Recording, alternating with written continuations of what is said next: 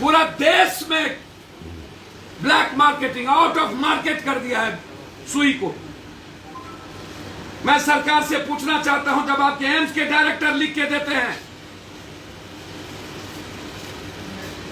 ये जो दवाई है रेमडेसिविर, ये कारगर नहीं है, एनएमसीएच के डायरेक्टर सुप्रिंटेंडेंट लिख के देते हैं नहीं लिखना है, उसके अलावा रिमेनिंग है पप्पू यादव के पास, उसके अलावा दूसरी सुई है और मैं देने को तैयार हूं,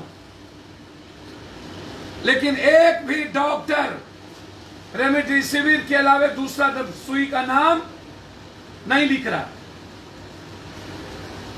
क्योंकि सिर्फ रेमडेसिविर में ही पैसा अधिक बचत है, ब्लैक मार्केटिंग है और दवाई में पैसा बचत नहीं है।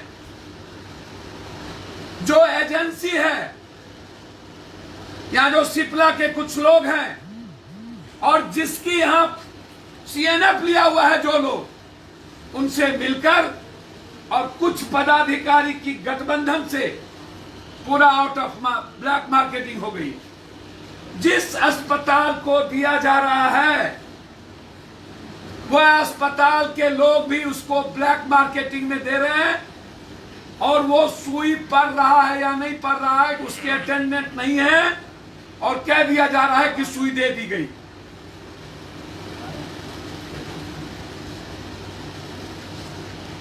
प्रधानमंत्री जी और मुख्यमंत्री जी, यदि आप हिंदुस्तान के लोगों की सुई देकर के हिफाजत नहीं कर सकते हैं, सिप्ला कंपनी गुजरात के, महाराष्ट्र से पप्पू यादव को फोन आ रहा है हमको रेमडेसिविर दिलवा दीजिए, मर जाएंगे। नोएडा से, गाजियाबाद से कई बड़ी बड़ी संस्थाएं और चैनल ने फोन किया हमारे यहां, जी न्यूज से लेकर के G24 के हालात अच्छे नहीं हैं। दिल्ली से और कोई सुनने वाला नहीं। सुई रहते हुए अस्पताल में सुई नहीं पड़ता है पेशेंट को। एनएमसीएच की स्थिति त्राहिमाम है और वहां ऑक्सीजन भी रात में जो ऑक्सीजन भर के आता है वो ऑक्सीजन गायब हो जाता है, खाली जो सिलेंडर है उसको लगा दिए जाते हैं ऑक्सीजन लगाकर। एक भी सीनियर डॉक्टर भीतर नहीं जाता है एनएमसीएच के अंदर, एक भी सीनियर डॉक्टर। कोरोना पेशेंट को मरने पर छोड़ दिया गया, कोई भगवान भरोसे है, कोई मॉनिटरिंग करने वाला नहीं है, लैट्रिन बाथरूम साफ करने वाला नहीं है, अटेंडेंट को बेचारे जाने नहीं दिए जाते और कहा जाता है कि सब पॉजिटिव हो गए इसलिए हाथ खड़े कर दिए।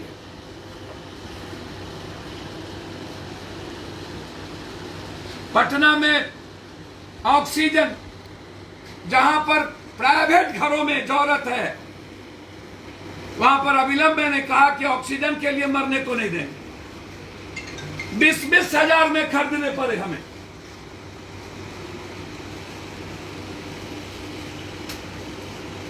$11,000 में छोटा, 20,000 में बड़ा। आरा से हमें फोन आ रहा है कि ऑक्सीजन सदर अस्पताल में है ही नहीं, एक भी ऑक्सीजन नहीं है सदर अस्पताल में। अभी टीवी कोई चला रहा था कि टोटल ऑक्सीजन की डकैती हो गई, क्रिमिनल लूट के लेके चला गया।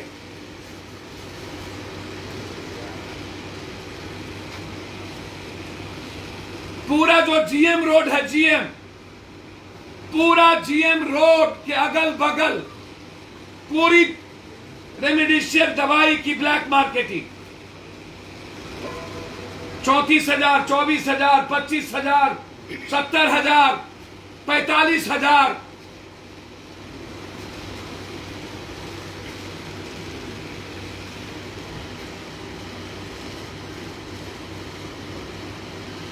नेपाल से लगभग 10 साढ़े 10 10,500 रुपया पर पीस हमें वहां से मंगाना पड़ा।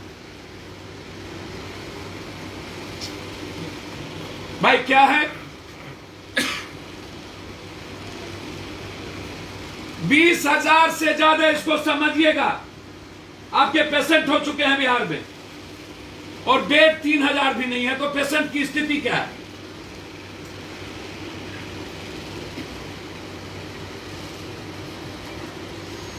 मैंने मेदांता को डॉक्टर सहित और बेड सहित, मैं जानना चाहता हूं, झारखंड के मुख्यमंत्री ने बेड के साथ, ऑक्सीजन के साथ बेड लगवाने का काम किया है कुछ?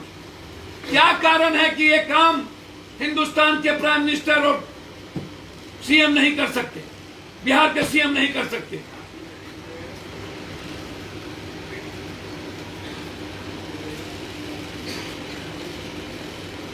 और जब WHO से लेकर लगभग भारत के डॉक्टर ने कहा है रेमडेसिविर 80-85% रिमेनिंग नहीं है, डॉक्टर तेहरान, सभी लोगों ने, फिर डॉक्टर साहब लोग क्यों लिख रहे हैं रेमडेसिविर? और दवाई जान रक्षक है वो क्यों नहीं लिख रहे हैं? मेरे पास है अभी मिनिमम 200 से ज्यादा पीस अंग दवाई, सुई, ताकि वो लोगों की जरूरत जान बचा सके। अब लोग सीधा हमको रेमडेसिविर मांग रहे, कहां से दिया जाए भाई?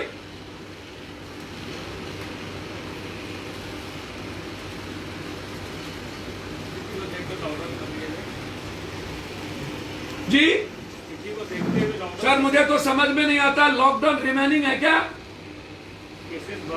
लॉकडाउन तब लगती है जब जबरदस्ती लोगों को बंद कर नेताओं को और व्यवस्था को मनमानी करने का, लूटने की खुली छूट की मन हो। लॉकडाउन रिमेनिंग नहीं है जनाब। वैसे भी 70% पटना के लोग बाहर नहीं निकल रहे हैं, लॉकडाउन से बुरी स्थिति है भैया। आंकड़े तो पूरे और जगह भी बढ़ रहा है। दिल्ली में एक भी रेमडेसिविर नहीं मिल रहा है, ऑक्सीजन की कमी है। बंबई में नहीं मिल रहा है।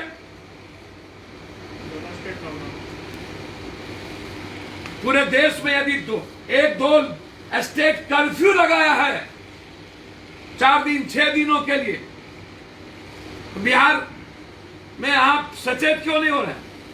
आपने तो लगाया है। मेरा सवाल है दवाई से और कुछ लोगों का सवाल है लॉकडाउन से। मुझे तो समझ में नहीं आती, लॉकडाउन से आदमी कैसे बचेंगे? उनको दवाई जरूरत है बेड की और बेड नहीं है। उनको जरूरत है ऑक्सीजन की, वो ऑक्सीजन नहीं है। और मैं बार बार कह रहा हूं, ये एम्बुलेंस वाले की माफियागिरी को रोकिए, नहीं तो हमारे युवा और छात्र विंग एम्बुलेंस के खिलाफ 24,000 रुपया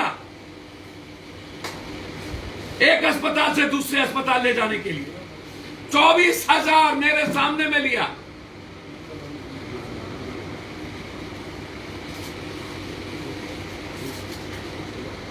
पीएमसीएच में मैं खड़ा था, पैसा लिया।